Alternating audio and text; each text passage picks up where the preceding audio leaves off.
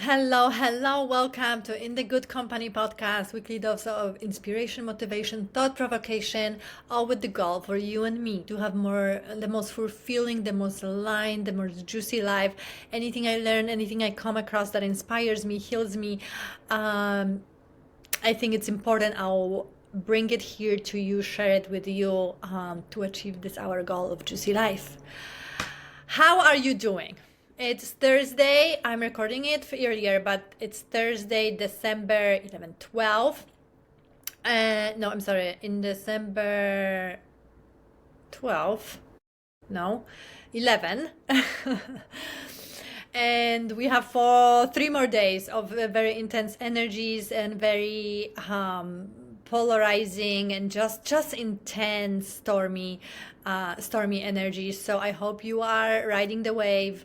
If you are struggling, going through something, please know you're not alone. Please know it's not fully your fault, and your only job is to come at it with curiosity, come at it with, like Kabbalah said. I love this thing I learned with Kabbalah, through Kabbalah. Welcome, what a pleasure. Pause. Welcome, what a pleasure. However intense, however uncomfortable, however disruptive to your life it is, try to put it in this frame. Pause first. What a pleasure. And why is it showing up for me? What can I do with it? Again, not coming at it with like even more intense energies, because that's even adds to the storm.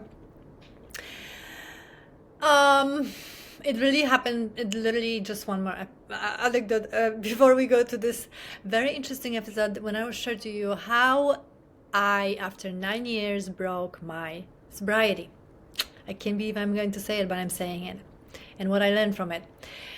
But going back to those energies, going back how to deal with it, it literally happened to me on Friday or sometime last week. Something that was really intense, something that was really uncomfortable, something that was really unexpected.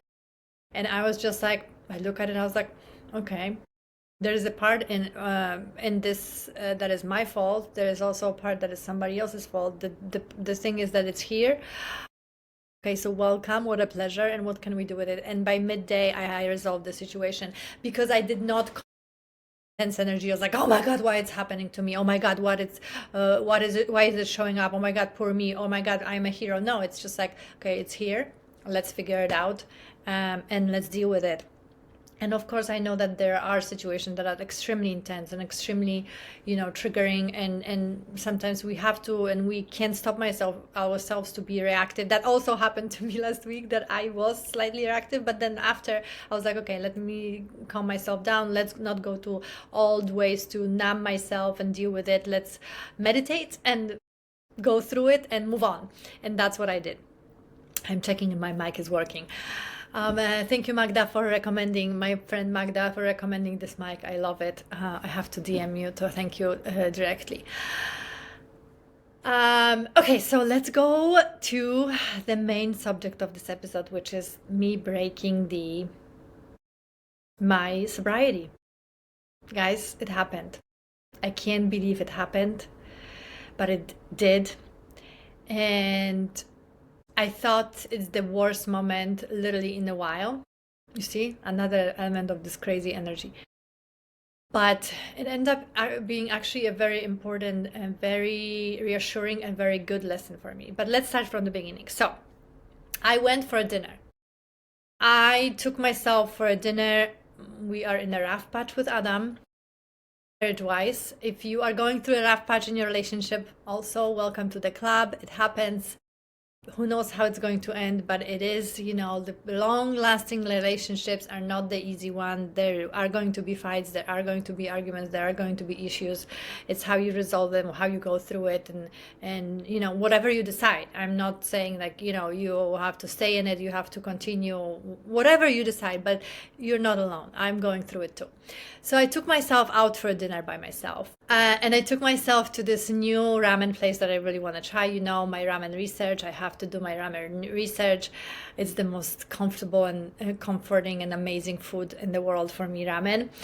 I think I was Asian in my past life, because I love all the Asian cuisines. But anyway, I took myself to this dinner, and yeah, and I was so excited because there was gigantic line as in this like new popular places happened. And this woman at the bar was like, you know what, I have like one spot for you. You won't wait in line. I will just put you on the bar at the bar. And I was like, okay, amazing. Thank you so much. And I was like standing there. I was like, I'm so freaking lucky. I'm so lucky. Okay, so I sat down. I ordered my ramen right away. Obviously, I knew what I want. And then I look at the drinks, and there was like a non-alcoholic section. There was like a little section above that was like weird name. I didn't even, because it was something Japanese, and I was like, I don't even know what it is. So I asked her, and I was like, so these are non-alcoholic? And she's like, oh, we don't have this one, but yes, we have this one. I was like, okay, I'll take this one. So I'm sitting there waiting for my ramen. She brings me a drink, and I was so thirsty. And I just took a gigantic sip. Like, like you were just thirsty and you're like, and in that moment, I just felt this familiar warmth, and my body went to like emergency state. I literally felt like in my brain was like, like this red flashing lights, like the fire truck lights. And I was just like this wave of this warm and this wave of this like familiar substance entered my body because this freaking drink was a freaking strong vodka cocktail. And I just froze. I literally froze. And I was like, I cannot believe it. 9 years in making. And I just took a gigantic sip of alcohol. I I literally froze in that moment. And I was like, oh my God. Oh my God, I can't believe it. Oh my God, all 9 years, like all these like thoughts, like all 9 years, like just went to the waste, went to the waste. Oh my God, like I can't believe I broke it. Like, how could I do it? And obviously it wasn't my fault because I asked all the questions. It was really loud in this restaurant, and I think she didn't hear me. And I just like, I literally went to like a mini panic mode, and I was like, okay, like what the fuck? Whatever. I can't believe it. I was just like had this storm, and like with this feeling of this substance in my body that I haven't felt for 9 freaking years. And the waiter is coming over, and I was like, I'm sorry, is this drink alcoholic?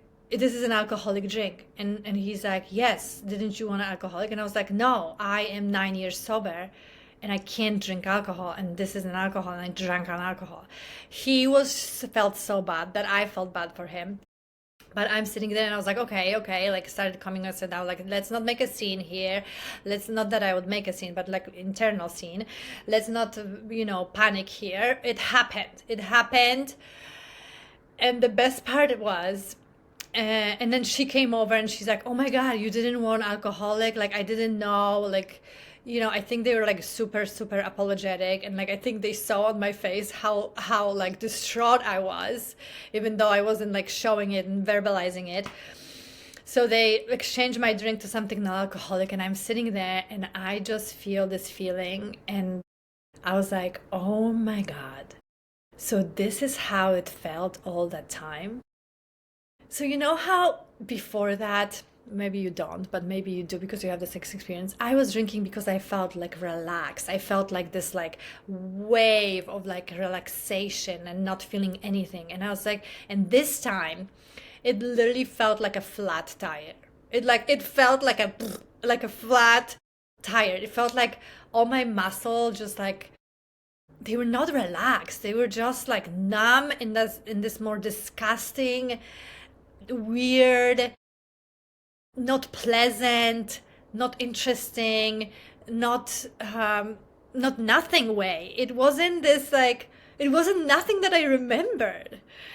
And then it was the funniest thing ever that I took one sip, but I think because I haven't drank for such a long time, I was so buzzed. I was so buzzed, like I had the whole drink down. And I'm sitting there and I was like, can I even drive? Like, can I even drive myself, to the event I was going after? And I was like, oh my God, I don't think so I can even like drive. I have to like sit here, wait it out.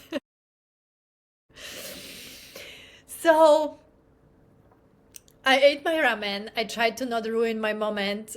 by what happened, which was one of the lessons, one of the beautiful lessons. Like, okay, this happens, and I'm not going to affect this beautiful Mina. I'm going to have this beautiful moment with myself, this moment of like quietness, semi-quietness, because this restaurant was so intense. But I just love eating by myself in the restaurant. And I love this feeling of like being alone, but being in a group, you know what I mean? And like not really have to engaging with people, but being with them too.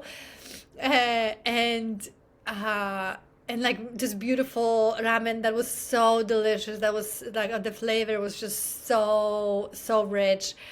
And I was like, okay, I will just go through it. I guess I lost the 9 years of sobriety in like this 1-2 seconds of the sip, but it is what it is. And I ate ramen. I was like, you know what? It is what it is. It happened. And I have to think through it. I have to, how I'm going to treat it. And I think I'm going to treat it that it's like 9 years and 1 year, 9 years and 2 years, 3, 4, 5, 6, 7, 8, 9, 20, 25, 30. If God allows. But yeah, I was just like, it wasn't my fault. I did everything to keep myself sober.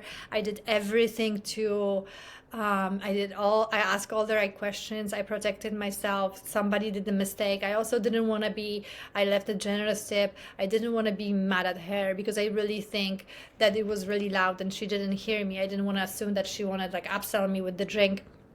And the waiter was just so apologetic. I think he felt really badly and understood. I don't know if he used to drink or what, but he really felt it, how important this moment was, and distraughting for me. But as I do, I always, don't share it in the moment. I only share happy things, not to pretend, but I think we all have our baggages, and I don't want to add mine to yours. I want to deal with mine.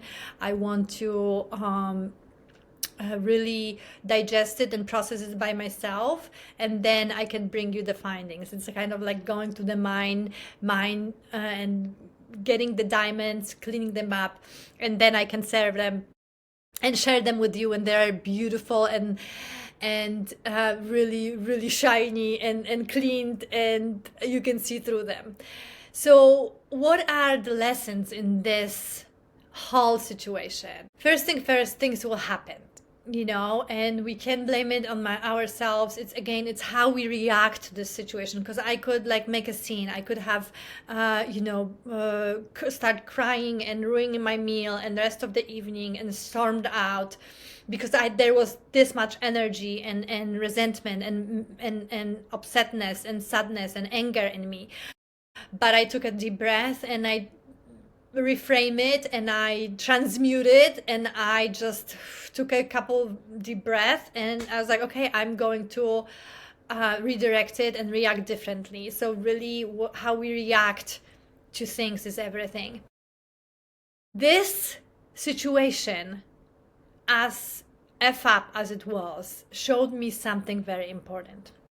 Because if I have to be 100% transparent with you, I had such a beautiful relationship with alcohol that was so beautifully toxic that I was sometimes in back of my head, especially when I was like dreaming that I'm drinking alcohol at night. Sometimes I had these dreams that I like drink a glass of wine, Pinot Noir, as I used to love, and have a piece of chocolate at night. And I woke up and I was like, did I really drink? So I was worried that at some point, some way, I may go back to my old ways. That, whatever will happen, I will start drinking, and it will overpower me, and it will be such a like amazing experience that I won't be able to stop it. Because I sure love to be in the other realm.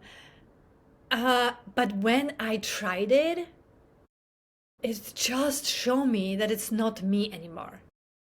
That this feeling that I was chasing, that I felt at that point in that years of my drinking, is not there. That I experience alcohol. I experience alcohol almost, not almost, but as a toxin, as a poison. It felt like a poison and toxin. Like instead of this like beautiful buzz and relaxation, I just felt a flat tire. Like, this is the perfect metaphor to describe it. And really, this one, which I'm not recommending go try one drink. This is my experience. I don't want you to try it, but for me, it just reassured me in my sobriety. It literally reassured me, because I felt like it's not me, it's not my thing. I don't want it. It's like, it's disgusting to me at this point. There's nothing that in me that wants it back in any capacity in my life. So this one moment that was a huge mistake was really a reassurance for the future for me in that particular area of my life, which is sobriety. Which brings me to gigantic lesson of that sometimes those mistakes that we think they are just such a mistakes that we cannot recover, they are just like, maybe this obviously didn't ruin my life, but it ruined some portion that I worked for, semi-hard for. It's not really a mistake, and it's here to show me something deeper, to show me that, that I don't have to overall worry about this area of my life anymore, that I'm strong in it, that I'm a different person, that my body is different, that I deal with things differently. So that was amazing lesson. So again, sometimes look at it, if you made a mistake and you feel really, you make mistake and you acknowledge it and you feel it, again, even if it wasn't like fully mine, right? Because I ask everything, and she served me this drink. It's here to possibly teach you something greater that is actually very positive. So that was like the biggest lesson and biggest couple lesson from all this situation. So I stayed there, I finished my ramen. I sobered up. I can't believe it. You should see me. I was like, woo! After one sip of vodka, I'm like flying around. Not a good way, like flying like a flat tire. But yeah, it was just, by the end of the day, it was just really, really funny. Yeah, and then I finished the ramen, I went about my day, I went to the event, I had just really great time. And I don't want to see alcohol in my life anymore, in any capacity, because it's not even like tasty good or feels in any way good in my body. So that's the greatest lesson and blessing of all this situation. So I just want to announce that starting this year, my sobriety is 9 years, and 1 year will be in September next year. So Lila, we had a discussion about it at the dinner table on Sunday, and Lila told me, like, no, mom, no, if your goal was not to have alcohol in your body, and that's what sobriety means, you broke your sobriety. However it happened, your alcohol entered your body. And I was like, okay, thanks. But I think she's right. Anyway, so this is the biggest lesson. Sometimes a mistake is the greatest lesson and blessing, and something really actually positive that is in your life, and how you react to it and to any situation, and any situation in your life is really 90% of that situation, and what is it going to bring back to your life, because yeah, like your reaction to things is really everything, and mine too. So that's it. I think today is one of these days that there will be like many episodes, because things are flowing. Ads, breathwork Sunday, Sun and Moon Meditation Studio on Pulaski in Albany Park, formerly Tiny Space to Breathe. Sunday, Saturday, 10 a.m. breathwork, 45 minutes. We are breathing for 25. Rest, we are talking, recovering, and doing a little meditation prior. Amazing way to heal, work with your somatically, work with your body, to release stress, anxieties of the week, to release any surfacing traumas, anything you need to clean up, to release any blockages, any stuck energies. Breathwork is the future. It looks like not an intense workout and work, but it's so so intense and so good for your body. So if you are not pregnant, if you don't have a bipolar disorder or schizophrenia, if you don't have high blood pressure, please join me on Saturday and Sunday, 10 a.m., 45 minutes. Sign up at Tiny Space to Breathe or Sun and Moon Meditation Studio, and see you there. And the last ad is onetreeplanted.org. Plant a tree with me. Plant for yourself, for your kids, for your loved ones, for birthdays, for Christmas, for somebody. Plant all over the world. One tree, $1. Really, I think like 90%, 85 or 90% of each dollar goes to actual transportation, actual planting, actual seeding the trees. So great. I think even more, like 96. It's on their website, but it's so important. I think we don't look sometimes at charitable organization, how much of actual our money goes to actual cause. And for me, it's very important to check with any organization, and it's a tip that you support, to see how much goes to actual people. That's why I also love GoFundMe or Shipomaga in Polish, in Poland, when you donate directly to people. But going back to my original thought advertisement, onetreeplanted.org, plan some good karma for yourself, plan for our planet. So easy, so beautiful, and feels so, so good after. Until the next time, love, light, slightly bit of shadow, slightly bit of villain. Whatever is coming up as a human experience for you, it's all good. And I'll talk to you next week.